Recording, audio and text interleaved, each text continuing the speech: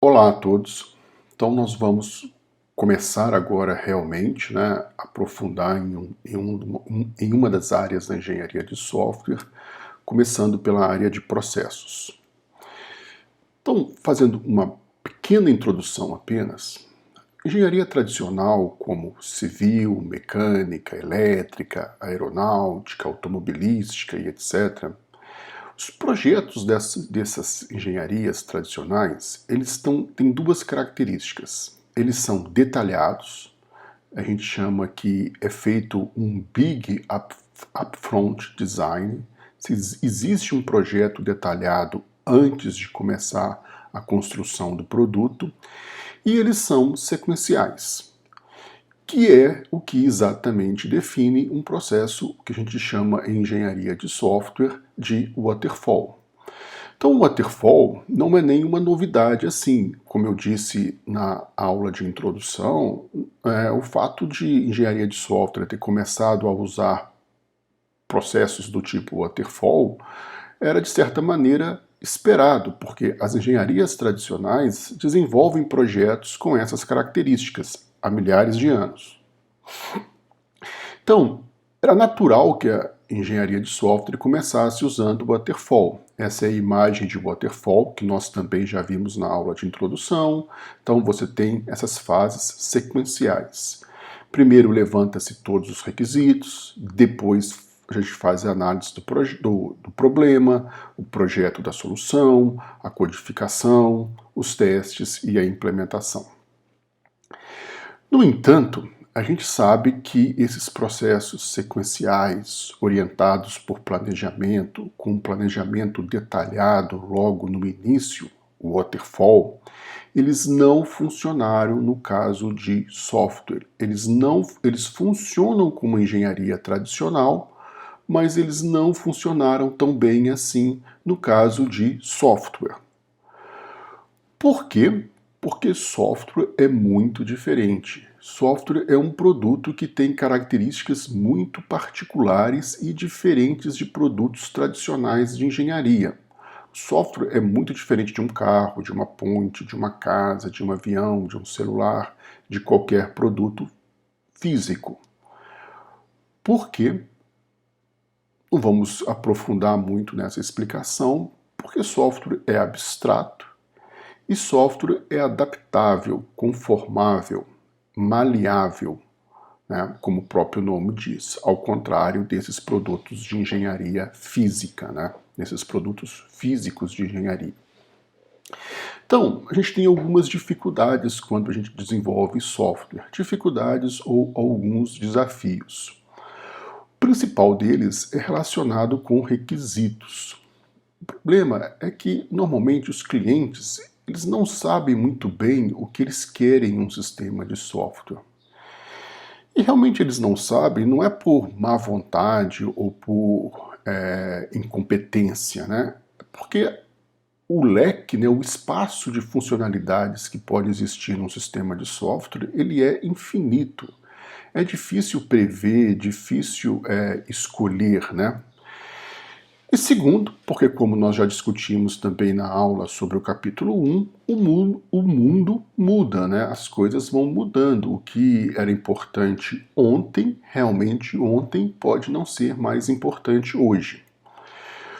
Por isso, é exatamente por isso que a gente tem que ter um modo de desenvolvimento de software mais ágil, mais iterativo. Não dá mais para a gente ficar um ano levantando os requisitos, só fazendo o levantamento de requisito, depois um ano só projetando no papel o sistema, depois um ano implementando, então o sistema vai levar 3 anos e meio, 4 anos para ficar pronto.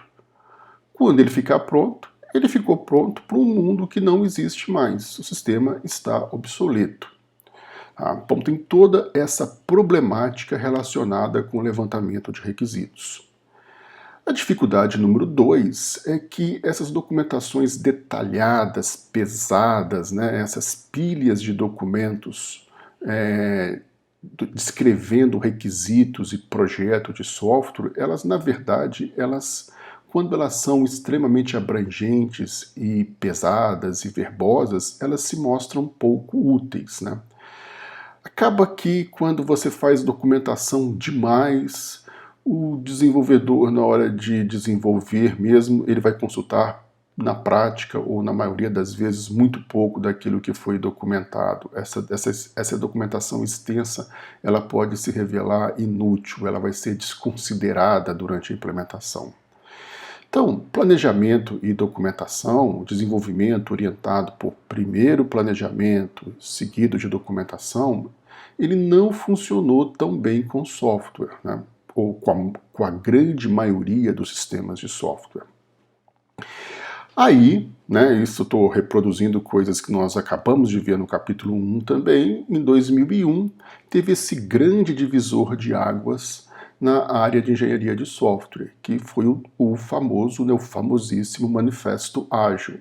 É esse grupo de 17 programadores que propôs uma maneira bastante diferente de fazer software. Bastante diferente porque ela não é inspirada no modo como a gente desenvolve projetos em engenharias tradicionais. Então, desenvolvimento ágil, apesar de ter um nome, o adjetivo ágil, uma característica muito importante no desenvolvimento ágil é que ele é iterativo, ou seja, você não faz o sistema sequencialmente, linearmente, e o sistema só fica pronto no final, né? Não é assim, você divide o desenvolvimento em pequenas etapas, em pequenas fases. Eu já vou antecipar o nome aqui, né, em pequenos sprints. Então você particiona o problema em partes menores, em fases menores, em sprints. E ao final de cada sprint você gera o que a gente chama de um incremento de produto. Uma primeira versão do sistema. Um sistema já que poderia até ser colocado em produção, já poderia ser usado por usuários finais. Então o desenvolvimento, existe um sprint, você gera uma primeira versão do sistema. Um outro sprint, você gera mais um incremento no sistema. Terceiro sprint, mais um incremento no sistema. E assim o sistema vai sendo desenvolvido iterativamente e ele vai ficar pronto no final, o sistema completo, né? Ele vai ficar pronto no final. Mas nos sprints anteriores, você já gerou uma versão de sistema que poderia, no mínimo, ser apresentada, demonstrada para os usuários finais e você perguntar para eles, é isso mesmo que vocês estavam querendo? É esse o sistema que vocês precisam, que vocês demandam? Nós estamos no caminho certo? Então existem essas validações periódicas, intervalos de tempos pequenos com os clientes, para você ter validação e para você ter feedback do sistema. Então não vai mais levar 4 anos para você descobrir que fez o sistema errado.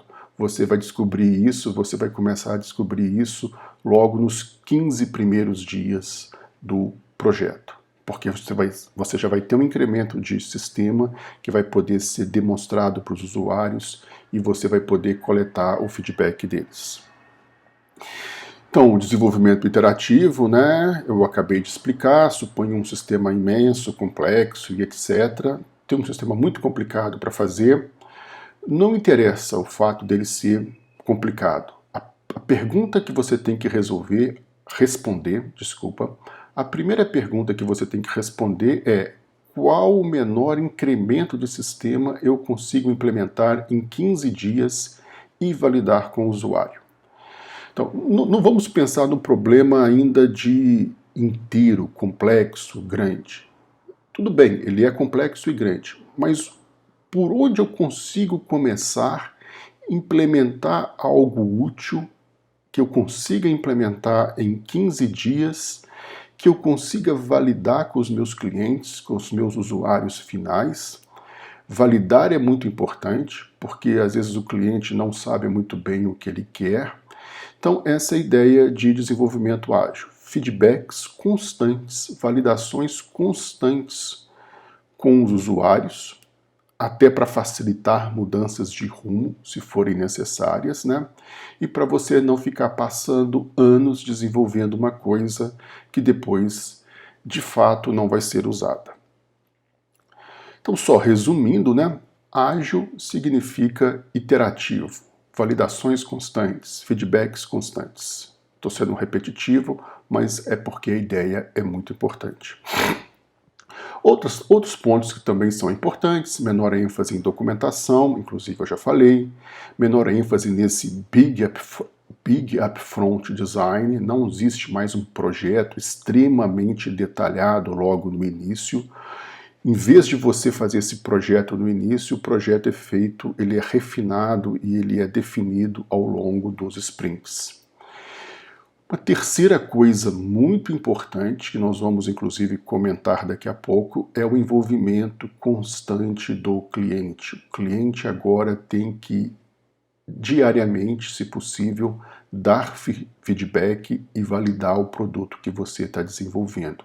O cliente é tão importante que ele será integrado à equipe de desenvolvimento e vai ganhar o nome de PO, Product Owner, como vocês às vezes já ouviram falar nesse termo, Product Owner ou PO. Um segundo ponto, não menos importante, sobre métodos ágeis é que eles também deram importantes contribuições em termos de práticas de programação. Métodos ágeis, eles lançaram ou popularizaram diversas práticas de programação que hoje em dia existe consenso de que elas são muito importantes e que elas trazem grandes benefícios.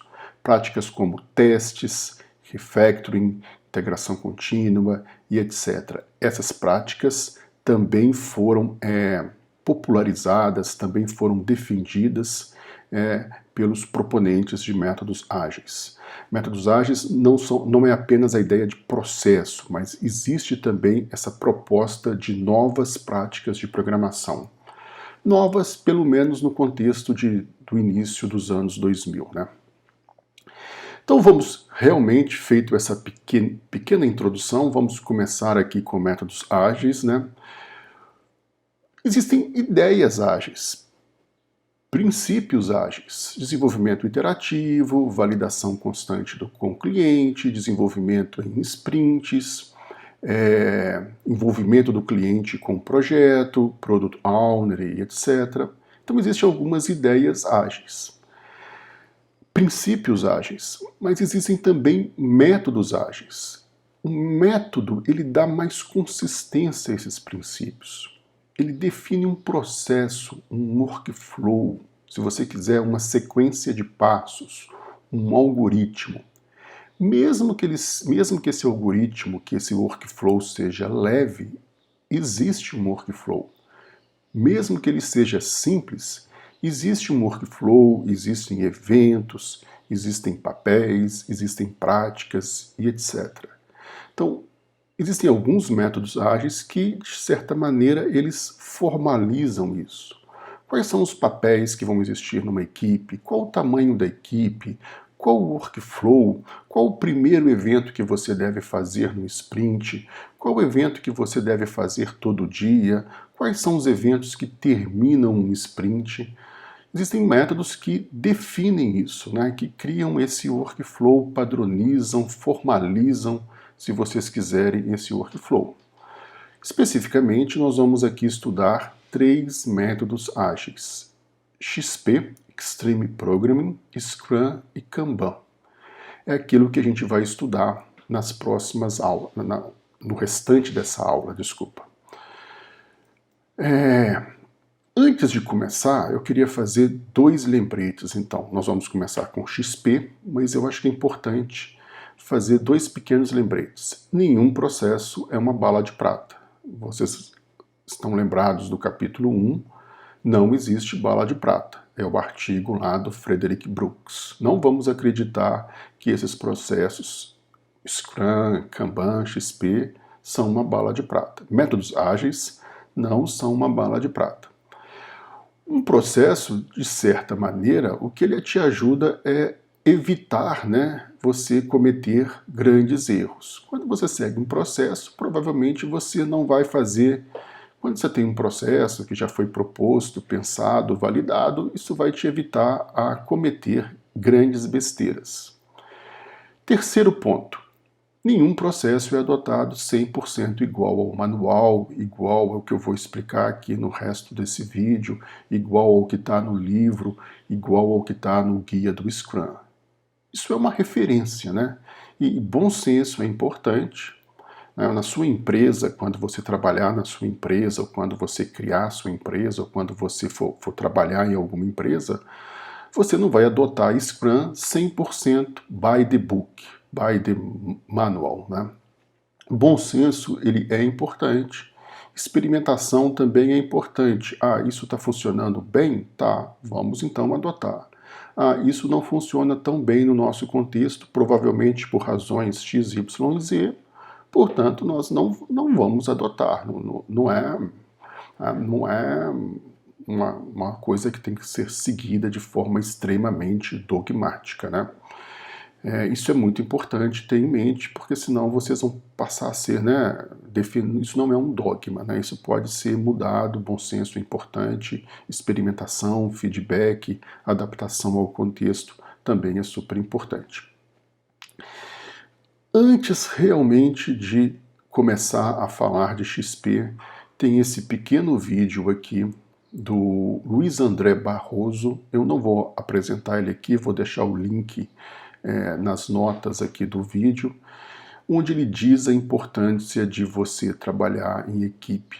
Processo nada mais é também uma outra visão de processo, é uma forma de você organizar o desenvolvimento para permitir que uma equipe trabalhe, né? Para uma equipe trabalhar tem que ter um mínimo de ordem, de organização, de processo, tem que existir um workflow.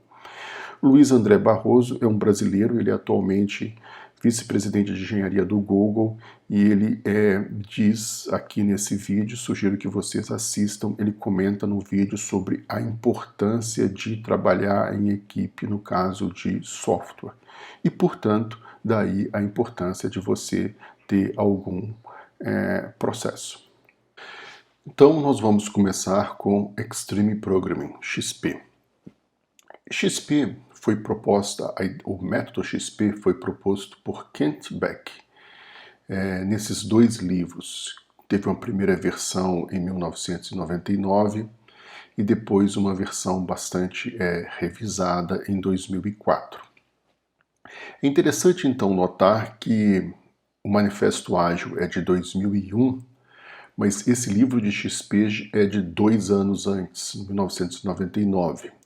Ou seja, as ideias, os princípios ágeis, eles já estavam circulando antes mesmo de 2001. O manifesto só tentou dar um formato mais bem definido para essas ideias que já estavam sendo discutidas e até estavam documentadas em livros.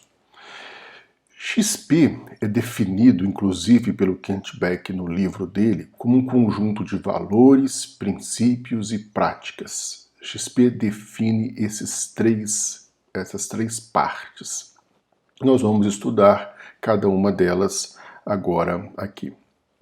Então, o XP define e diz que para você desenvolver software é importante seguir um conjunto de valores. Quais são esses valores? Comunicação, simplicidade, feedback, coragem, respeito, qualidade de vida. Comunicação é muito importante, comunicação eficiente, clara, transparente, não violenta. Simplicidade, software já é muito complexo, né? Então não vamos complicar as coisas de forma desnecessária. Feedback, né, é esse valor central em métodos ágeis. A gente tem que sempre receber feedback, né? A gente está sempre em busca de feedback, principalmente dos nossos clientes, dos nossos usuários finais. Coragem, né? É importante às vezes ousar e inovar, né? Ter coragem para enfrentar também as crises e os desafios que acontecem. Respeito, acho que nem precisa comentar muito. E de forma interessante, qualidade de vida. Então veja que em 99 eles já falavam que você precisa, porque software é uma atividade criativa, né? Então para você existe um lado criativo, então para você uma atividade também intelectual, então é importante você ter uma certa qualidade de vida. Especificamente, eles recomendam que você sempre siga uma semana de 40 horas de trabalho. Então, XP tem esse conjunto de valores. Se a sua empresa, se onde você trabalha, não prima por esses valores, então já podemos parar por aqui. Assim, esse desenvolvimento não vai ser ágil, né? Se a empresa não valoriza o que está dito aqui, não adianta seguir nenhuma outra prática que nós vamos explicar daqui a pouco, porque certamente vai dar errado e você não vai poder chamar isso de um desenvolvimento ágil. Você não vai estar seguindo os princípios ágeis. Então, valores e cultura são fundamentais em software, que foi o que eu acabei de explicar. Então, o XP tem esses valores.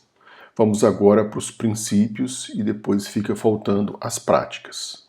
Os princípios, eles dão um pouco mais de concretude, põe um pouco mais de coisas um pouco mais reais, algumas ideias mais reais, mais concretas do que os valores. Quais são os princípios de XP? Economicidade, melhorias contínuas, falhas acontecem, baby steps e responsabilidade pessoal. Economicidade, que software, né, ele tem um custo. As pessoas recebem salário. Para desenvolver um sistema de software, ele tem um custo. Então é importante também que ele gere valor, né, que ele se pague. É importante ter um resultado econômico para pagar as custas do desenvolvimento. Software não é apenas uma obra de arte que você faz normalmente sem ter em vista, sem mirar algum retorno econômico. Melhorias contínuas, isso é sempre importante, né? Você ter esse modelo mental de sempre tentar melhorar, porque isso sempre é possível. Você sempre ficar pensando em oportunidades para melhorar o seu processo, as suas práticas de programação. Sempre dá para fazer melhor.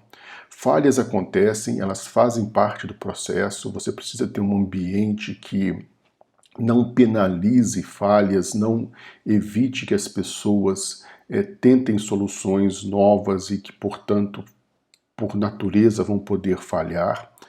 Falhas, elas devem ser vistas, como eu disse, como uma oportunidade de aprendizado. Baby steps é um outro princípio também muito importante. Você nunca deve fazer mudanças em um sistema de software muito bruscas, né? Se você tem que fazer uma grande modificação, é mais recomendável que você faça essa modificação em pequenos passos e validando e verificando se realmente a coisa está dando certo. Não faça revoluções em um sistema de software. Caminhe sempre em baby steps. E, por último, responsabilidade pessoal. Todos os membros de uma equipe, de uma empresa que desenvolve software, têm que estar muito cientes das suas responsabilidades e têm que dar conta dessas responsabilidades. Não existe mais aquele mecanismo de comando e controle, né, de alguém ficar no seu ombro te mandando fazer as coisas ou verificando o que você está fazendo, né? Todo mundo tem que saber muito claramente quais são as suas responsabilidades pessoais e dar conta dessas responsabilidades. Então, no XP nós temos valores, acabamos de comentar os princípios e agora as práticas. Eu gosto de dividir as práticas de XP, que são várias, em 3 grandes grupos. Práticas de processo, práticas de programação e práticas de gerenciamento de projetos. As práticas de processo são coisas como representante dos clientes, histórias de usuários, iterações, releases, planejamento de iterações, Planning Poker e Slack. Eu não vou comentar sobre elas aqui nessa aula, recomendo que vocês leiam um livro, pois elas estão explicadas lá.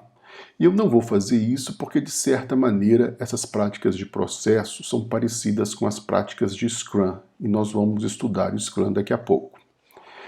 Práticas de programação, eu vou comentar sobre apenas uma delas, que é a programação pareada, programação aos pares. Porque outras práticas como testes, TDD, integração contínua, nós vamos estudar depois ao longo do curso. E no caso de práticas de gerenciamento de projetos, eu vou comentar sobre duas delas, são essas que estão marcadas em vermelho aqui, ambiente de trabalho e contratos com escopo aberto. Então, programação em pares, começando por ela, né? Essa prática de programação, a ideia é que você não vai desenvolver código mais sozinho, você não vai sentar na frente do computador só você. Vai ser você e uma outra pessoa, um par, né? Você vai ser o driver, né? Quem está dirigindo a sessão, e vai ter um navegador do seu lado, de forma parecida com um rally de automóveis, de carros, que vai te ajudar a resolver, a implementar a tarefa de programação. Então, duas pessoas vão trabalhar juntas, um navegador e um que é o comandante, o driver da sessão de programação. A ideia é que você vai trabalhar, né, o driver vai trabalhar, vai ficar no comando do teclado, mas tem alguém do lado dando opiniões, fazendo comentários, revisando o código de forma síncrona, apontando problemas, né, apontando alternativas. Então, duas pessoas, elas trabalham juntas, desenvolvem, codificam juntas. Vantagem, redução de bugs. Esse é um estudo que foi feito com engenheiros da Microsoft. Eles pediram a opinião deles sobre... eles usavam o TDD e foi perguntado para eles sobre vantagens e desvantagens de TDD. Uma vantagem, redução de bugs.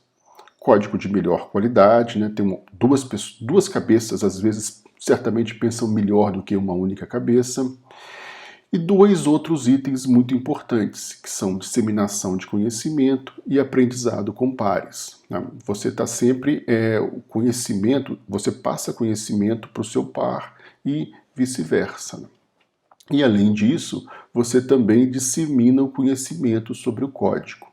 Quando você usa programação pareada, não vai existir mais tende a não existir mais uma parte do código onde apenas uma pessoa tem conhecimento dessa parte do código.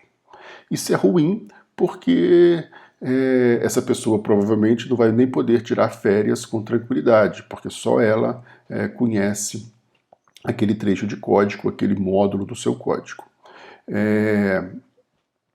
Então, o TDD tem essa vantagem, né? TDD evita a criação de ilhas de conhecimento, né? Uma pessoa que só um grupo ou algumas pessoas conhecem aquela parte do código. A gente chama isso de ilha de conhecimento. Por outro lado, tem uma desvantagem que existe um custo, né? Duas pessoas estão trabalhando juntas quando, a princípio, pelo menos a princípio, apenas uma delas poderia dar conta do recado. Então, evidentemente, existe um trade-off aqui, que é verificar, né? Um trade-off muito difícil de você medir, de você quantificar, que é verificar se as vantagens elas compensam os custos que existem. XP também foi pioneiro nessa ideia de ambiente de trabalho, né? Você botar todo o time trabalhando junto numa sala, perto um do outro, né? Isso foi uma recomendação do XP também, é uma prática de gerência de projetos proposta por XP. E nessa sala você vai ter também cartazes, né, que vão indicar como que está o andamento do trabalho, o seu quadro Kanban, o seu quadro de tarefas lá, indicando o que está em andamento, o que já foi concluído e etc. Então esse ambiente onde você tem cartazes para visualizar o trabalho em andamento. E por fim, a última prática que nós vamos comentar aqui é a ideia de contratos com escopo aberto. Normalmente, os contratos de software, eles são contratos com escopo fechado. O cliente define os requisitos, o escopo do projeto, ele fecha esses requisitos e quem está desenvolvendo coloca o preço e o prazo. E aí você firma um contrato. Esse contrato então fecha o escopo, fecha o preço e fecha o prazo. XP define que o escopo deve ser mantido aberto. Ou seja, o que significa isso mais especificamente? Que o escopo deve ser definido a cada iteração. E o contrato ele vai poder também ser renovado a cada iteração. Então você não faz um contrato já para o projeto inteiro, por exemplo, para 2 anos. Você faz um contrato sprint a sprint, iteração a iteração. E o pagamento vai ser feito por homem-hora. Tem 5 desenvolvedores que vão trabalhar aqui durante 2 semanas, o preço do homem-hora é tal, e aí você cria um preço final. Então a ideia de XP é essa de que você não vai fechar logo no primeiro dia do projeto. No primeiro dia do projeto não vai estar fechado o requisito, todos os requisitos, todo o prazo e todo o preço. Você vai trabalhar, os contratos também vão ser relativos a uma iteração, a um sprint. Evidentemente, isso exige uma certa maturidade e acompanhamento do cliente. O cliente tem que, periodicamente ir avaliando se o resultado dos sprints eles estão sendo satisfatórios, portanto, exige um comprometimento dos clientes. Mas argumenta-se que existe também uma vantagem do ponto de vista de qualidade. Quando você fecha o escopo, o prazo e o preço, pode ser que na véspera da entrega, a empresa que está desenvolvendo entre num modo lá de correria, faz tudo, vamos fazer tudo, vamos tentar fazer tudo, mas com a menor qualidade possível, vamos tentar implementar as coisas que estão faltando, mesmo que rapidamente, mesmo que parcialmente, mesmo que com bugs, porque o deadline é daqui a 2 semanas e nós temos que entregar o sistema, e se a gente não fizer isso, nós vamos ser multados, existe uma multa no contrato. Então isso no fundo entra no modo de enganação. Você vai entregar por entregar, mas você já sabe que o que está entregando está deixando muito a desejar. Num contrato com escopo aberto, a gente argumenta que, pelo menos XP argumenta que existe menos chance de que isso aconteça e que você sempre privilegie a qualidade. Você não entra nesse modo de entregar por entregar. E para o cliente, se ele contratou uma empresa para desenvolver o software e ele não está satisfeito com aquele software depois de alguns sprints, a qualidade não está boa, o time não está entregando o que ele está querendo, ou está muito lento a implementação de novas features, o cliente sempre pode mudar de fornecedor.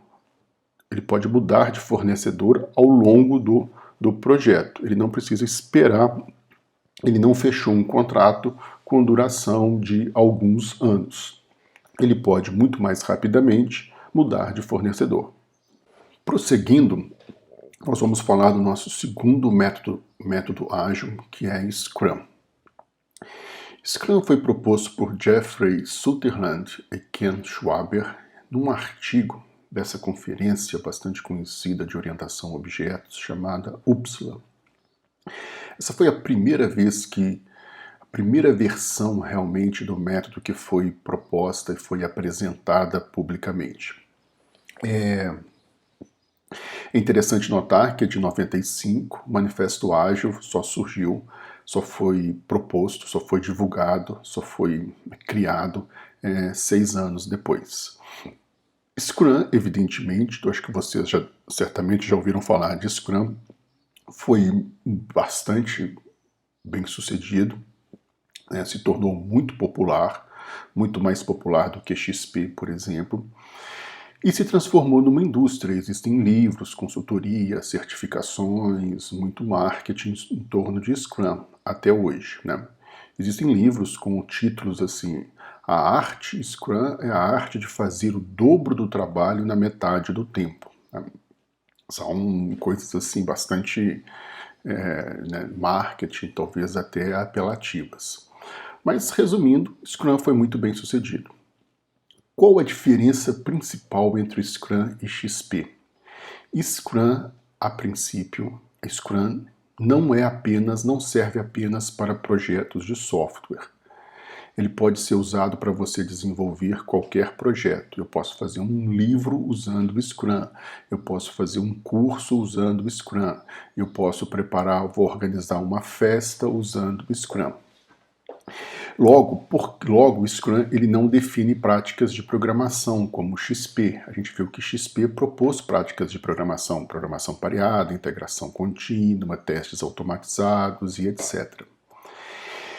Scrum também define um processo um pouco mais rígido que XP. As práticas de processos de XP elas são definidas de forma com bastante liberdade.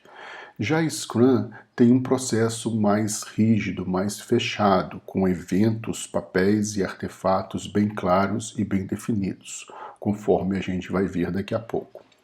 Mas lembre-se disso, Scrum não é apenas para projetos de software. Principal evento de Scrum.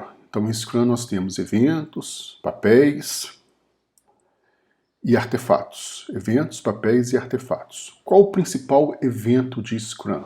O sprint. Como em qualquer método ágil, nós já falamos isso, né, na introdução dessa aula, como em qualquer método ágil, o desenvolvimento ele é quebrado em sprints, que são as iterações. A duração de um sprint, Scrum define que pode variar, pode chegar até a 1 mês. Normalmente, na grande maioria das vezes, o sprint dura 15 dias. Então, como o sprint são as iterações, o nome que Scrum dá para as iterações. O que é feito num sprint? Uma boa maneira de responder isso, durante um sprint implementam-se algumas histórias dos usuários. O objetivo principal de um sprint, principalmente no caso de Scrum sendo usado em projetos de software, é a implementação de histórias dos usuários. Histórias dos usuários são funcionalidades ou features do sistema, basicamente isso. Então, suponha que a gente queira fazer um fórum de perguntas e respostas, que é o exemplo que eu vou usar aqui ao longo da aula. Uma possível história do usuário é a seguinte: postar pergunta. Se eu quero fazer um fórum de perguntas e respostas parecido, por exemplo, com o Stack Overflow, uma história do usuário clara desse fórum é postar pergunta. Eu preciso de postar perguntas. Eu preciso dessa funcionalidade. Então, história de usuário é o post-it que você vai pregar no quadro ou que você vai colocar no seu software de gerenciamento de sprints, de tarefas. Então, uma história de usuário, ela tem um título, postar pergunta, e tem uma pequena descrição. Um usuário, quando logado no sistema, deve ser capaz de postar perguntas. Como é um site sobre programação, as perguntas podem incluir blocos de código, os quais devem ser apresentados com um layout diferenciado. Então, isso é uma história de usuário. Ela é bem simples, como eu disse, ela deve caber em um post-it. Tá? Então, durante um sprint, a gente implementa histórias de usuários. Quem escreve essas histórias? Aí é o representante dos clientes. Time Scrum tem um representante dos clientes, que Scrum dá um nome de PO, Product Owner, para esse representante dos clientes. É quem define o que será o sistema, o que será implementado no sistema, quais são as features, portanto, quais são as histórias de usuários. O PO é um membro, um papel obrigatório em times Scrum, e ele é o especialista no domínio do sistema. Ele que conhece tudo dos requisitos. Ele que sabe o que o sistema deve fazer, o que deve ser, quais são os requisitos do sistema. Então, antes, quando em engenharia de software a gente usava muito o waterfall, existia uma figura antes, né, do analista de requisitos, que é quem conversava com os stakeholders, com os usuários, com os gerentes, com os fornecedores, com o departamento jurídico, o que for, né? Com todas as partes interessadas ou afetadas pelo sistema. Os analistas de requisitos entrevistavam, conversavam, liam documentos produzidos pelos stakeholders e geravam uma documentação de requisitos, um documento de requisitos, um documento de especificação de requisitos. Como eu já disse também na aula de introdução do capítulo 1, esses documentos eram bastante extensos, verbosos, uma pilha de documentos aqui, que documentava tudo que o sistema deveria fazer. Olha, ele tem que fazer isso, para fazer isso tem que fazer isso, é feito dessa maneira, quais são as telas e etc. Estava tudo especificado aqui. Isso era entregue para os desenvolvedores que iriam implementar o sistema. Ou seja, existia uma fase bem definida de análise de requisitos. Com o Scrum, existe agora esse papel aqui do PO, que é a ponte entre os desenvolvedores e os stakeholders. Durante o sprint, o PO vai detalhar, explicar as histórias, os requisitos para os desenvolvedores. Então, não é que não tenha mais documentação, não é que não tenha mais, não tem mais aquela documentação, não temos mais essa documentação escrita, essas pilhas de documentos. Mas nós trocamos a documentação formal e escrita por uma documentação verbal e informal, que são essas conversas entre o PO e os desenvolvedores. Então, em vez de ficar escrevendo tudo no papel, vai existir no time de desenvolvimento, presente no time, se possível, durante todo o sprint, um PO que é quem vai explicar os requisitos para os desenvolvedores. Ou seja, os requisitos não vão estar mais documentados formalmente e escritos. Eles vão ser explicados de forma verbal e informal, por meio de conversas entre o PO e os desenvolvedores. Então, funções de um PO: escrever histórias dos usuários, explicar as histórias para os desenvolvedores durante o sprint, como eu já falei, tirar dúvidas desses desenvolvedores durante o sprint.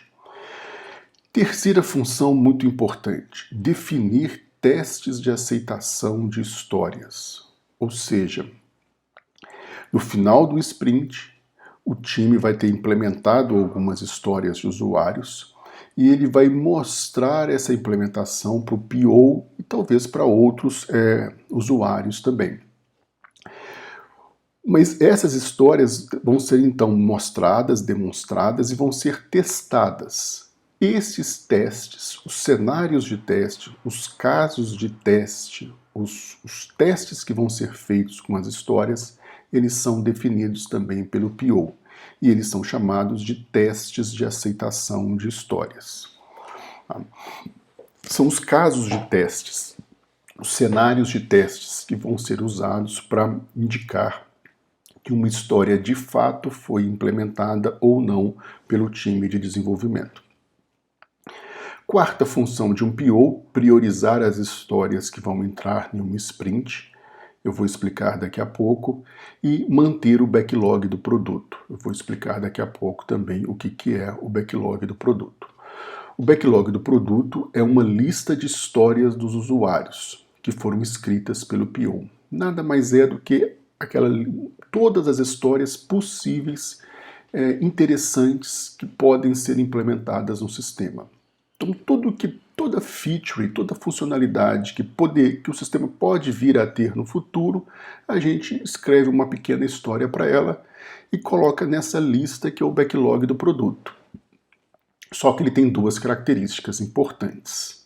Ele é uma grande lista, mas essa grande lista tem duas características importantes. Ela é priorizada e ela é dinâmica. Priorizada porque pode entrar tudo nela, mas se ela tem uma prioridade. As histórias do topo, do início da lista, têm maior prioridade. E ela é dinâmica, porque novas histórias, você pode ter uma nova ideia de funcionalidade, o PO pode ter uma nova ideia de funcionalidade e acrescentar essa funcionalidade no backlog do produto. Então, as histórias podem sair e entrar à medida que o sistema vai evoluindo, à medida que os sprints vão acontecendo. Tá? Então, em Scrum nós temos histórias de usuários que são escritas pelo PO e que são armazenadas em uma lista chamada de backlog do produto. Tá? Resumindo, o sprint é um evento, PO e os desenvolvedores são papéis, backlog do produto é um artefato. Scrum define eventos, papéis e artefatos. Até esse momento, nós já falamos de sprints, de PO e devs e de backlog do produto. Quais histórias vão entrar no próximo sprint? No backlog do produto, como eu disse, nós temos diversas histórias, uma lista de histórias, de intenções, de funcionalidades. Aquelas que vão ser implementadas no próximo sprint, essa decisão ela é tomada no início do sprint por meio de um segundo evento Scrum que nós estamos estudando aqui, que é o planejamento do sprint. Todo sprint começa com uma reunião que a gente chama de planejamento do sprint. O que acontece nessa reunião? O PO fala assim, eu gostaria que fossem implementadas as histórias 1, 2, 3 e 4. São as histórias que eu gostaria que vocês implementassem no próximo sprint. Aqui estão essas 4 histórias. E os desenvolvedores, eles decidem se eles têm velocidade, se eles têm capacidade de trabalho para implementar essas histórias. Então, o PO propõe as histórias do próximo sprint, mas o time pode decidir, o time tem que decidir então se de fato ele tem capacidade para implementar todas as histórias propostas pelo PO no intervalo de um sprint. Tá? Se o time não tiver capacidade, olha, nós não temos capacidades para implementar a história 1, 2, 3 e 4.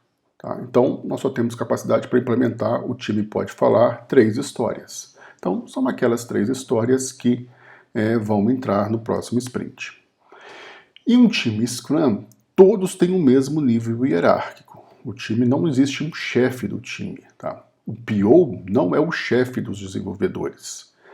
Os desenvolvedores têm autonomia para dizer que não vão conseguir implementar tudo que o PO quer em um único sprint. O PO propõe, mas os desenvolvedores podem dizer que não conseguem implementar tudo aquilo que foi proposto.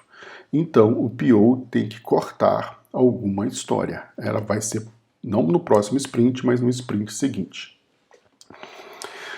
Voltando ao planejamento do sprint, essa reunião de planejamento do sprint, esse evento planejamento do sprint, ele tem 2 partes. Uma primeira parte da reunião define-se as histórias do sprint, como eu acabei de explicar. Uma segunda parte da reunião, as histórias são quebradas em tarefas, e as tarefas são alocadas a desenvolvedores. Então eu vou dar um exemplo aqui um pouco mais real. No próximo sprint nós decidimos que vai ter uma história que vai ser implementada, uma história postar perguntas. História, lembre-se bem, é essa funcionalidade do sistema. Com um título, postar perguntas, uma breve descrição, 1, 2 linhas. Aí, no sprint planning, no planejamento do sprint, no passo seguinte, a gente tem que detalhar as tarefas que devem ser cumpridas, que devem ser realizadas para implementar essa história.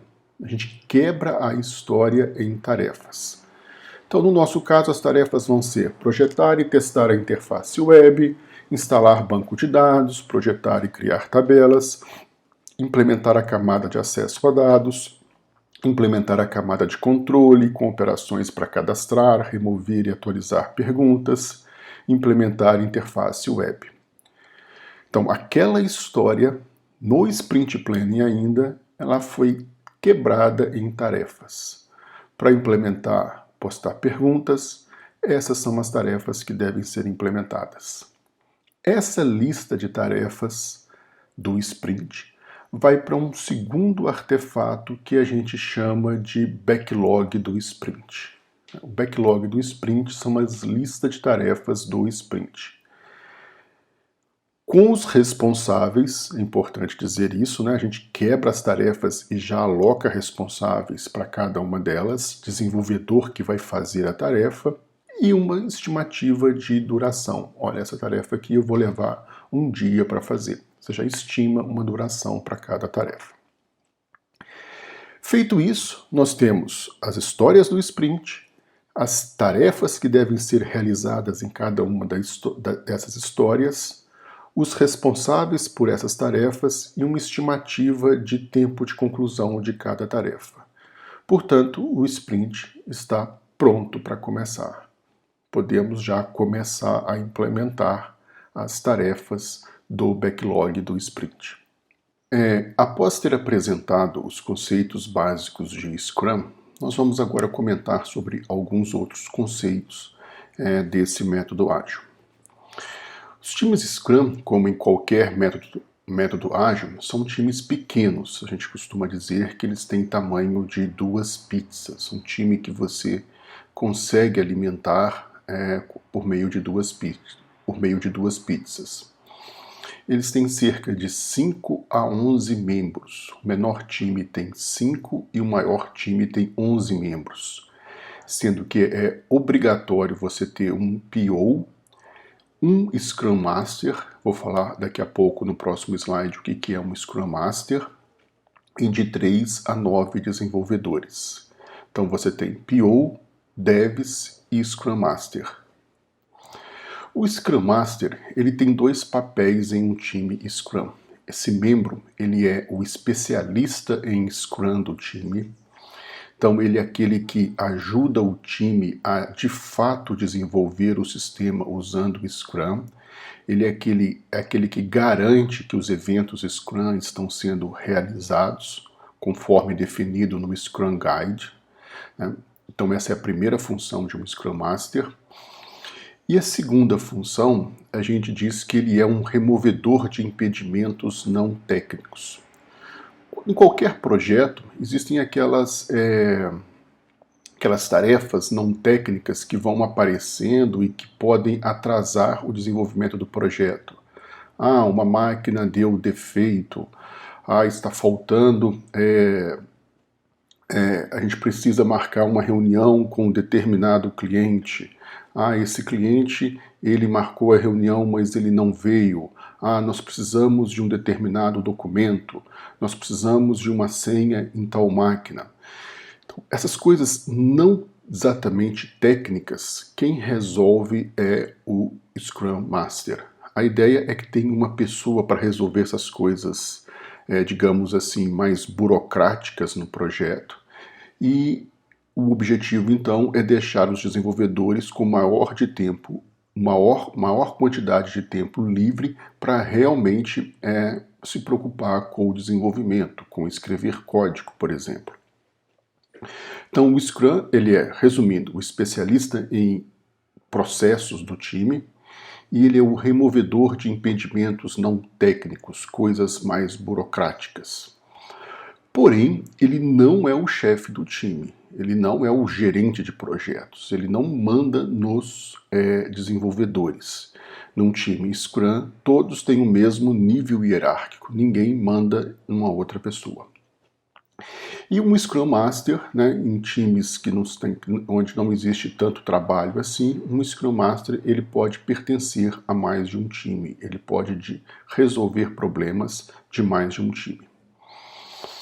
Vou voltar agora para o PO, para o Product Owner, só para explicar que existem algumas variações, alguns tipos de Product Owner. Então vamos supor que a gente quer fazer um sistema acadêmico, né? Tipo o Minha UFMG, alguma coisa parecida assim. Quem vai contratar a nossa empresa, quem vai contratar o desenvolvimento desse sistema é a Pró-Reitoria de Graduação da UFMG. Ela é que está pedindo o desenvolvimento do sistema, ela que vai pagar por esse desenvolvimento. Então tem 3 hipóteses aqui, 3 cenários. Cenários 1, 2 e 3. Vamos supor que o sistema seja feito internamente pelo DTI, pelo Departamento de Tecnologia da Informação da UFMG. A UFMG tem uma área de TI, tem desenvolvedores nessa área, e esses desenvolvedores é que vão desenvolver o projeto. Nesse caso, o PO pode ser, por exemplo, um funcionário da Prograde, que entende tudo das regras acadêmicas da UFMG.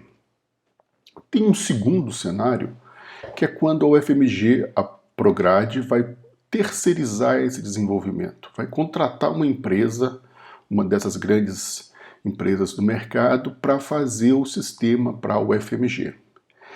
Também nesse caso, a Prograde pode ceder alguns funcionários para prestar esse serviço de PO para a empresa que está sendo contratada, para a qual a UFMG está terceirizando o serviço. Então, nos dois casos aqui, o PO é um funcionário da Prograde.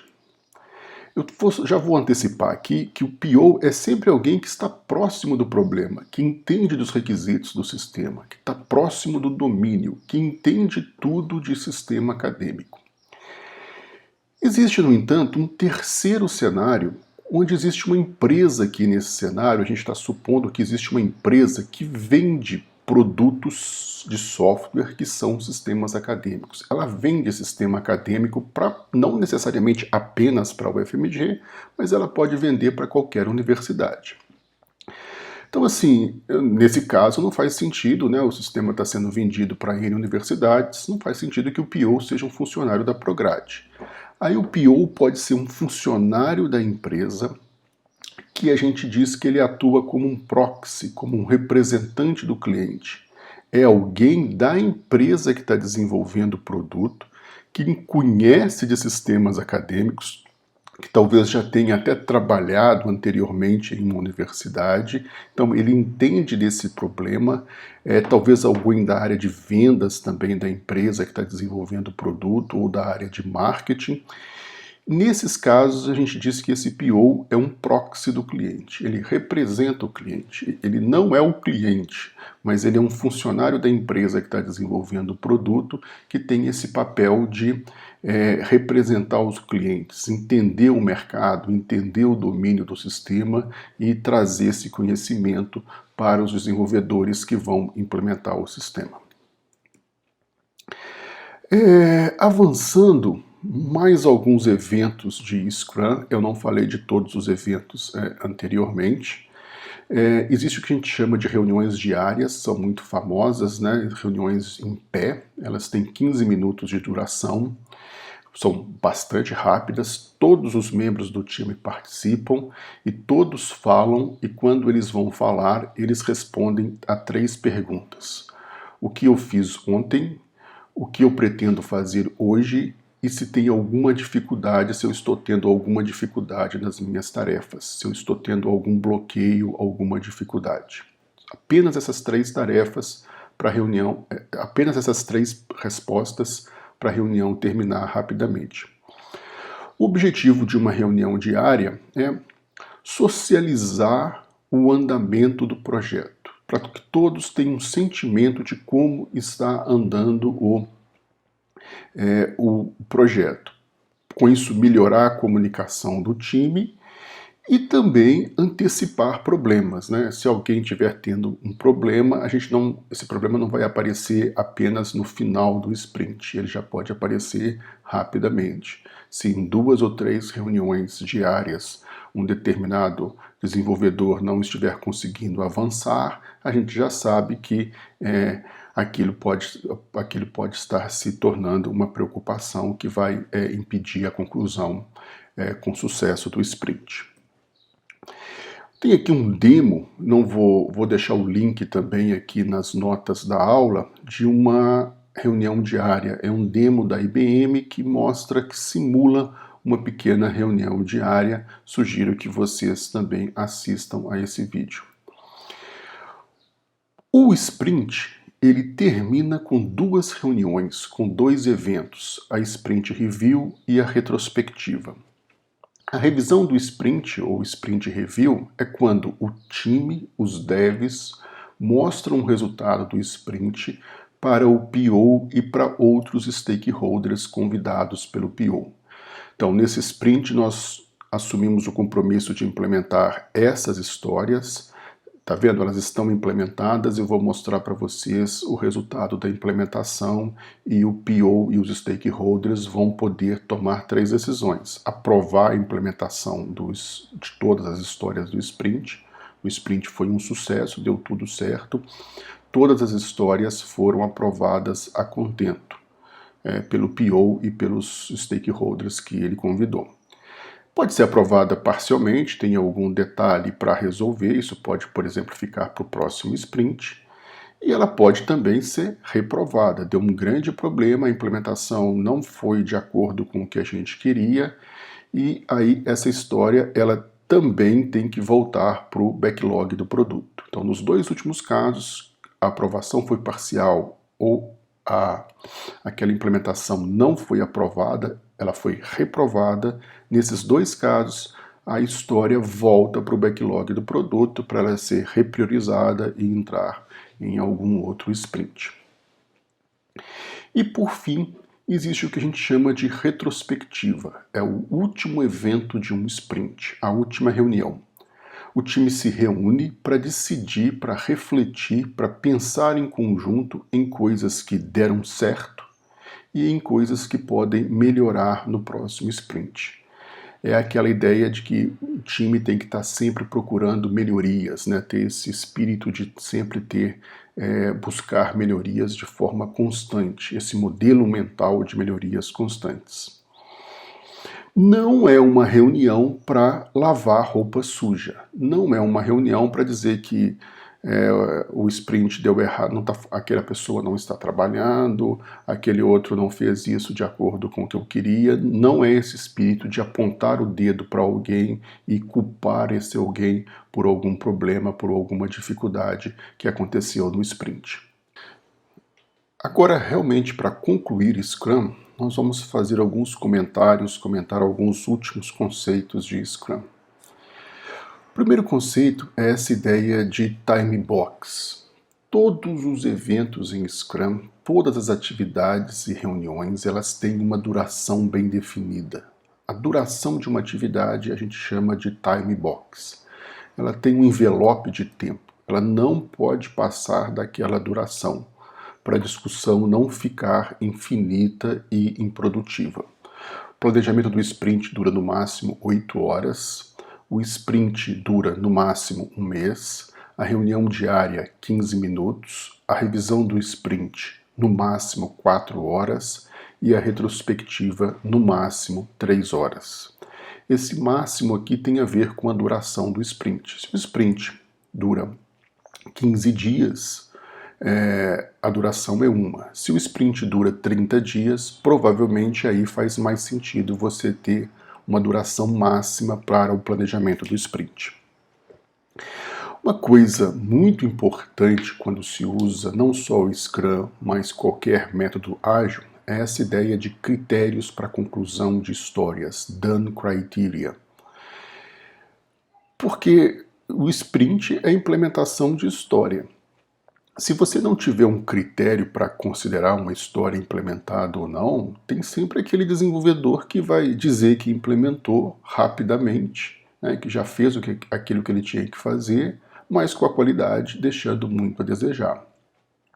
Então não é só sair implementando uma história após a outra. É importante garantir também que essa implementação ela tenha um mínimo de qualidade externa e interna.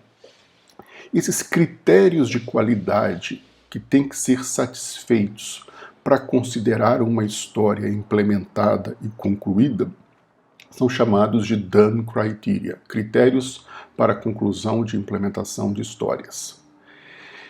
Eles devem se preocupar com a qualidade externa e com a qualidade também interna, qualidade externa e qualidade interna. Qualidade externa vão ser feitos testes de aceitação, né? O próprio PO pode testar antes mesmo da Sprint Review, ele pode realizar alguns testes de aceitação, ou teste de caixa preta, ou teste funcional, né? É o PO executar o sistema e verificar se a história foi implementada do jeito que ele gostaria. E pode envolver também testes não funcionais, para testar alguma coisa relacionada com desempenho, segurança, usabilidade e etc. Esses são aspectos que a gente chama de qualidade externa. Então, para a história ser implementada, ela tem que passar, eu tenho que dar a marca aqui de que ela passou em tais testes de aceitação e nestes testes não funcionais também, se for importante testar coisas como desempenho, usabilidade e etc. E também a gente pode ter alguns critérios de qualidade interna, por exemplo, tem que ter testes de unidade, nós vamos ver mais na frente no curso, esses testes têm que ter uma determinada cobertura, por exemplo, pode ter revisão de código, então um outro membro do time tem que ter revisado aquele código, opinado sobre o código e de certa maneira sugerido melhorias no código. Então, se não tiver uma revisão, por exemplo, a história não está, a implementação dela não pode ser considerada concluída. Então, é importante, o que eu comentei aqui são exemplos. É importante que todo o time Scrum defina quais são os critérios que ele vai usar para considerar histórias concluídas. Critérios que façam sentido no contexto do projeto no qual eles estão trabalhando. Mas alguns artefatos de Scrum, tem um Scrum Board, né, que é esse quadro de tarefas que vai mostrando o andamento das tarefas. Então aqui tem backlog, to do, doing, testing e done, que vai mostrando como que as histórias estão avançando ao longo do sprint. Isso é um exemplo um pouco mais real de um Scrum Board, de um quadro de tarefas, né? Você está vendo que os post-its estão pregados ali na parede, mostrando a situação deles, né, em qual o estado deles. Às vezes usa-se também o que a gente chama de Burn Down Chart, que é um chart aqui que tem os dias do sprint. Esse sprint está durando 15 dias no eixo X, e no eixo Y a gente tem as tarefas, o total de horas das tarefas que ainda restam, que ainda devem ser implementadas. Então eu tenho o backlog do sprint. O backlog do sprint tem tarefas. Essas tarefas têm uma estimativa de horas para serem concluídas. Quando o sprint começa, digamos que tem 400 horas de tarefas para serem implementadas. Na metade aqui do sprint, existiam 260 horas de tarefas para serem implementadas ainda. Provavelmente esse sprint deu certo, porque quando chegou no dia 15 aqui, todas as tarefas, não existiam mais tarefas para serem implementadas. Todas as tarefas previstas anteriormente foram implementadas. Então, esse gráfico ele vai caindo, e a ideia é você ter uma visualização de que realmente a gente está cada vez mais próximo de chegar no final do sprint, né? Porque faltam menos tarefas para serem implementadas. Estimativa de tamanho de histórias de usuários. Não é obrigatório, mas alguns times Scrum ou alguns times de métodos ágeis, eles usam uma unidade chamada Story Points para definir o tamanho de histórias, o esforço que vai ser demandado para implementar uma história. Isso é um número inteiro, né? Então, em vez de estimar a história em horas, esta história aqui vai levar tantas horas para ser implementada, a estimativa é um número inteiro, que normalmente ele é atribuído em uma escala de Fibonacci, 1, 2, 3, 5, 8, 13 e por aí vai. Então assim, as histórias elas podem ser de tamanho 1, essa história pode ser de tamanho 2, uma história pode ter tamanho 3 e assim por diante. Então naqueles fórum nosso de exemplo que eu comentei, de perguntas e respostas que eu usei como exemplo antes, eu tenho uma história cadastrar usuário, ela tem 8 story points. É a maior história que eu tenho aqui, junto com pesquisar perguntas e respostas. Postar perguntas é uma história um pouquinho mais simples do que cadastrar usuário. Então eu estimei como tendo 5 story points. Postar respostas é ainda um pouco mais simples do que postar perguntas. Então eu estimei com 3 story points. A tela de abertura, a complexidade, o esforço para implementar a tela de abertura é mais ou menos parecido com o mesmo esforço de implementar postar perguntas. Postar perguntas foi 5, tela de abertura também é 5. Gamificar perguntas e respostas também é 5. Pesquisar perguntas e respostas, eu já falei, é uma das coisas mais complexas que a gente tem que fazer, tão complexa quanto cadastrar o usuário, então ela tem 8 story points. Story Points é essa unidade que não é relacionada com horas, esse número inteiro que a gente usa para estimar e para ranquear o tamanho das histórias, né? Uma coisa muito importante é você ter um ranking de tamanho. Eu olhando aqui, eu sei que essa história é complicada, essa história aqui é uma história bem mais simples. Essa tem 8 story points, essa tem 3 story points. A velocidade de um time é o número de story points avançando, né? A velocidade de um time é o número de story points que o time consegue implementar em um sprint.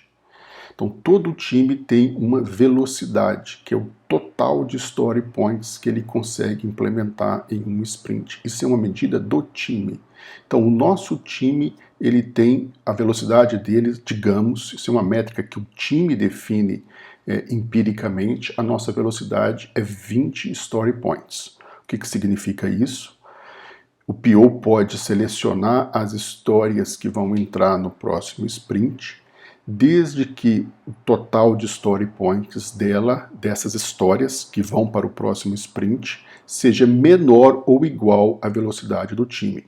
No meu exemplo, se a velocidade fosse 20, né, as histórias do próximo sprint deveriam, o somatório de story points delas deveria ser menor ou igual a 20.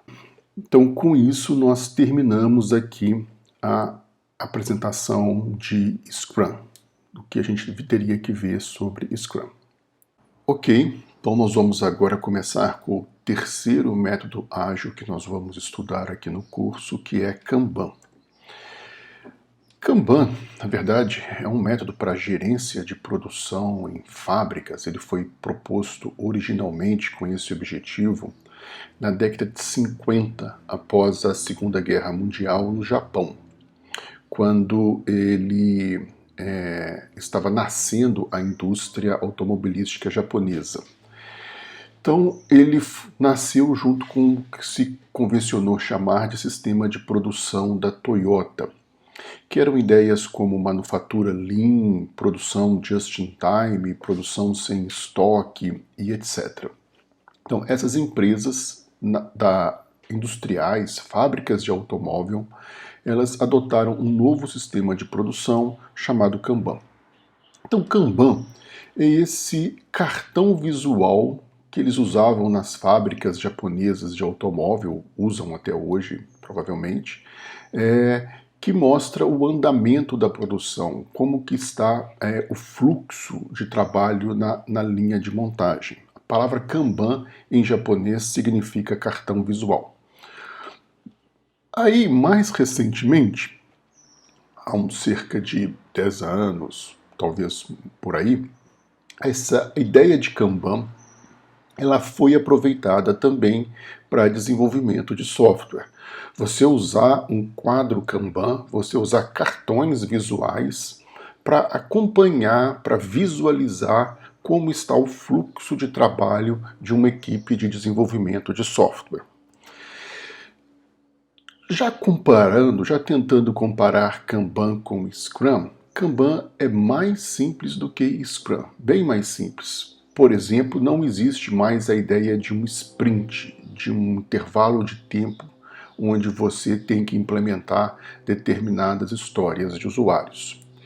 E também não é obrigatório usar papéis e eventos como o Scrum Master, realizar Daily Scrum, retrospectivas, revisões, etc. Não é obrigatório, não é mandatório como é em Scrum, mas se quiser, o time pode se valer desses papéis e eventos. O time que escolhe os papéis e eventos que ele quer realizar. Então, o Kanban, como eu disse já na introdução, é esse quadro. Tá? Nós vamos já apresentar Kanban aqui com foco em desenvolvimento de software. Então, esse quadro tem um backlog na primeira coluna e depois ele tem grandes colunas aqui que mostram o fluxo de trabalho de implementação de uma história. Então, no nosso exemplo, a história primeiro tem que ser especificada, depois ela tem que ser implementada e depois ela tem que ser revisada. Nós temos esses 3 grandes passos. Tá? Isso pode variar de implementação de Kanban para implementação de Kanban, de um time para outro, de uma empresa para outra. Mas normalmente a gente tem o backlog e depois alguns passos aqui que vão ser responsáveis pela implementação de uma história de usuário. Essa sigla WIP, não se preocupem com ela, eu vou explicar daqui a alguns slides. Cada passo, especificação, implementação e revisão, ele tem 2 colunas, 2 subcolunas. A primeira subcoluna são tarefas em andamento e a segunda subcoluna são tarefas que já estão concluídas. Tá? E o fluxo de trabalho, uma tarefa ela vai sendo implementada da esquerda para a direita. O fluxo de trabalho é da esquerda para a direita, como mostra essa seta aqui. Então, uma ideia central de Kanban, só explicando um pouco mais antes de dar um exemplo, é que Kanban é um sistema de trabalho do que a gente chama de pool. Os membros do time, eles puxam o trabalho da esquerda para a direita. Eles escolhem uma tarefa para trabalhar, concluem a tarefa, puxam essa tarefa, depois eles concluem essa tarefa, ou seja, movem ela para frente no quadro, para aquela coluna de concluído, e volta para o passo A para puxar uma nova tarefa para ser trabalhada. Então você fica nesse ciclo de puxando tarefas, implementando tarefas, movendo para frente. Puxa a tarefa, implementa a tarefa e move para frente. Só para dar um exemplo aqui, né? Então eu tenho esse quadro Kanban de antes, backlog, especificação, implementação e revisão de código. Não se preocupe com o WIP. Eu tenho no backlog eu tenho histórias de usuário. Nós estamos explicando Kanban aqui para desenvolvimento de software. Claro que numa fábrica isso vai ser diferente. Mas eu começo com um backlog e eu tenho uma história de usuário, um cartão representando uma história de usuário, um post-it representando uma história de usuário, e aí eu decido trabalhar nessa história. O que eu faço? Eu puxo a história para frente. Então agora a história, eu movo o cartão para frente. O cartão agora está em especificação. Eu estou especificando aquela história. Puxei a história para especificação. Especificar uma história é quebrar uma história em tarefas, como nós já falamos em XP e em Scrum. Então aquela história ali, depois que eu especifiquei ela, eu dividi aquela história em 4 tarefas. Para implementar essa história que estava em especificação, na verdade nós vamos ter que realizar, o nosso time vai ter que realizar essas 4 tarefas. Normalmente, quando você quebra uma história em tarefas, você põe todas as tarefas resultantes dessa quebra na mesma linha, né? Para dizer que essas daqui são tarefas que foram provenientes da quebra da especificação de uma mesma história de usuário. Então, eu especifiquei aquela história, gerei 4 novas tarefas. O quadro, então, está assim, né, com essas 4 tarefas aqui. O que eu posso fazer agora é pegar uma tarefa e movê-la para frente, puxar essa tarefa para frente, colocá-la, portanto, em implementação. Então, nesse segundo momento aqui, eu peguei uma daquelas tarefas, ela saiu daqui e moveu para frente, ela está em implementação. Num terceiro momento, eu terminei mais para frente no tempo, né? Eu terminei de implementar essa tarefa, eu movo ela para segunda subcoluna do passo de, segunda subcoluna do passo de implementação. Ok? E por aí continua. Depois que alguém vai puxar essa tarefa, vai colocar em revisão, depois que revisar, vai mover para essa última subcoluna aqui, significa que a implementação da tarefa passou em todos os passos do quadro Kanban. Ok? Vou dar um segundo exemplo aqui um pouco mais real. Isso é um quadro Kanban, a situação de um quadro Kanban. Digamos assim, ontem no final do dia, e aqui é a situação do mesmo quadro Kanban, desse quadro Kanban, hoje no final do dia. Então, comparando 2 dias diferentes. O que aconteceu aqui? O que aconteceu é que, olha, T10, T11 e T12 são novas tarefas que apareceram, que foram especificadas, resultantes da especificação da história H2. Então, H2 foi especificada e resultou nas tarefas T10, T11 e T12. O que aconteceu também aqui? Membros do time pegaram a história T6, que já estava especificada, e colocaram em implementação. O mesmo em relação a T7. T6 e T7 entraram em implementação. T3, que estava implementada, aguardando entrar em revisão, alguém pegou T3 e puxou T3 para revisão. Então, T3 aqui está agora em revisão. E por fim, T2, também em vermelho aqui, que estava em revisão, um dos membros do nosso time de desenvolvimento, que estava revisando o T2, terminou a revisão e agora a implementação de T2 está concluída. Está na última subcoluna da direita de um quadro Kanban. Significa que ela já passou por todos os passos do quadro, tendo sido, inclusive, revisada. Tá? Então, essa é uma comparação de um quadro Kanban entre 2 dias, mostrando o que aconteceu de um dia para o outro. Um segundo conceito importante de Kanban, que a gente omitiu naquela explicação, nessa primeira explicação, é o conceito de limites WIP, limites WIP, Work in Progress.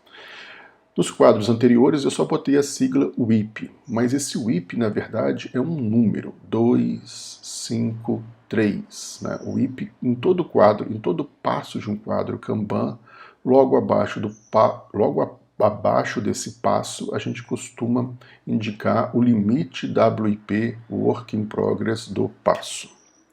O que é o limite WIP? É o número máximo de tarefas que podem ficar naquele passo, que podem ser armazenadas em um determinado passo de um quadro Kanban.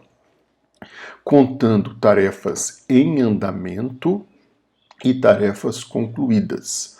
O WIP do passo implementação aqui é 5 e ele está sendo respeitado, porque eu tenho 4 tarefas nesse passo, 4 aqui e 0 aqui.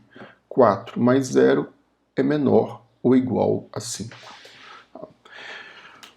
O limite WIP, qual que é o objetivo desse limite? É criar um fluxo de trabalho sustentável.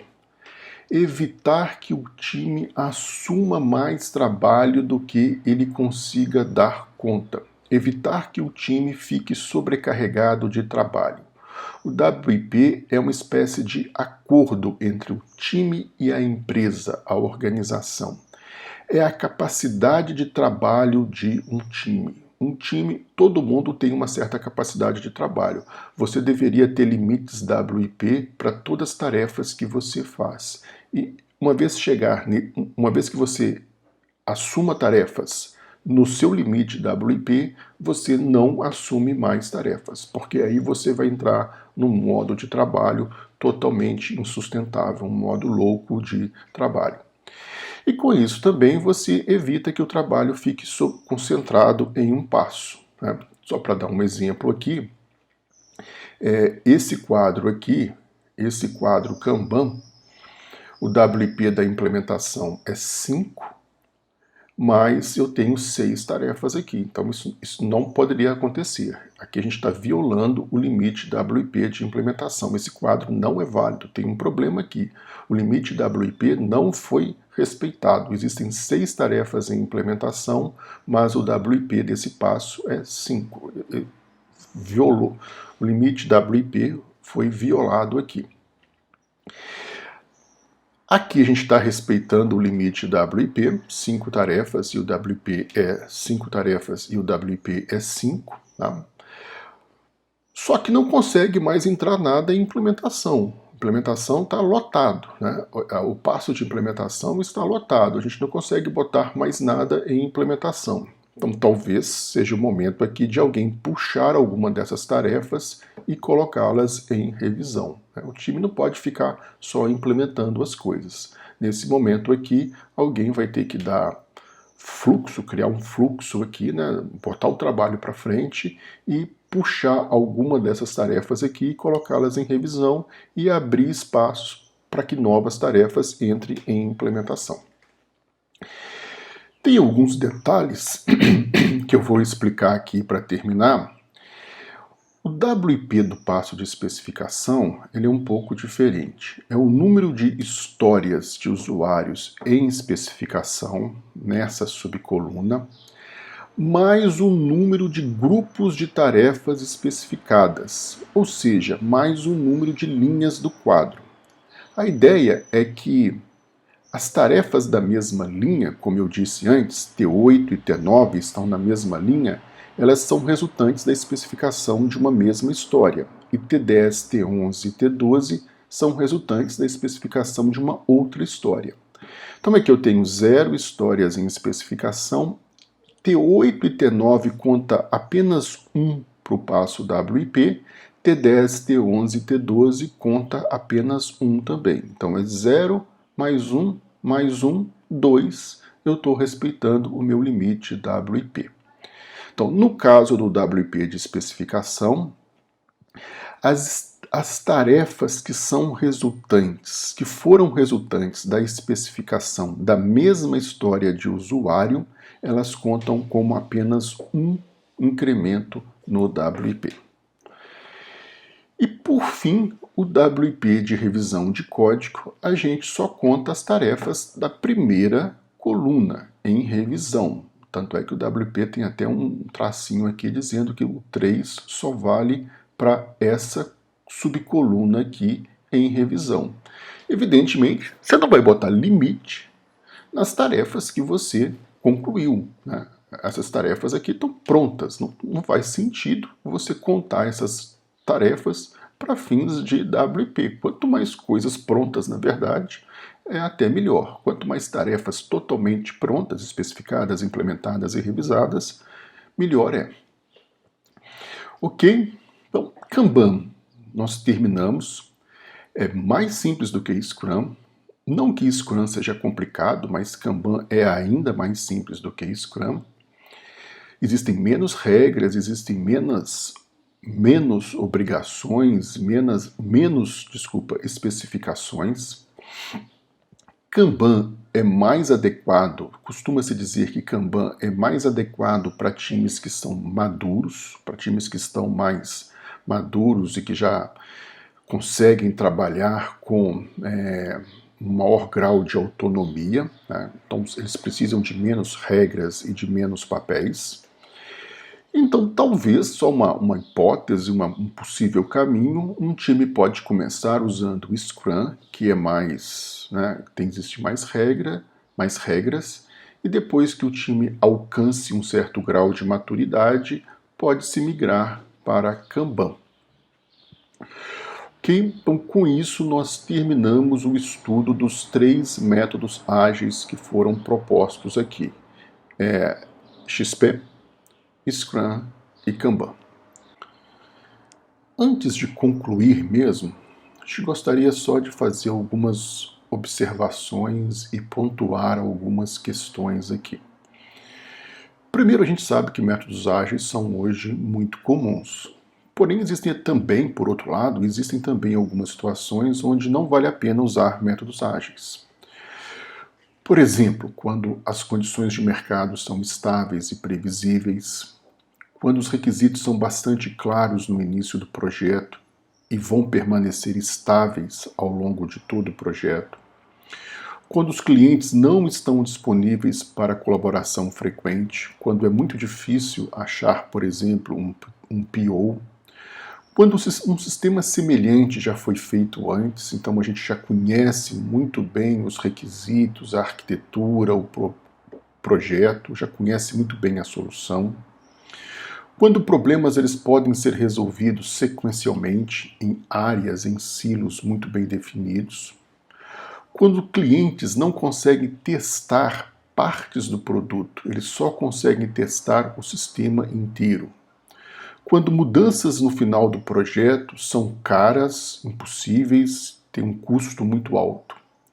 Quando o impacto de uma mudança provisória, temporária, você desativar alguma coisa do sistema, pode ser catastrófico.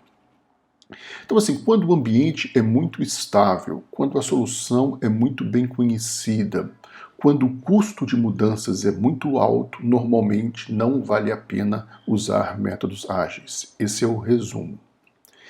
Explicando um pouco melhor, naquela classificação que eu usei no capítulo 1 de sistemas A, B e C, os sistemas A, que são sistemas acute, de missão crítica, normalmente são sistemas onde você não usa um método ágil.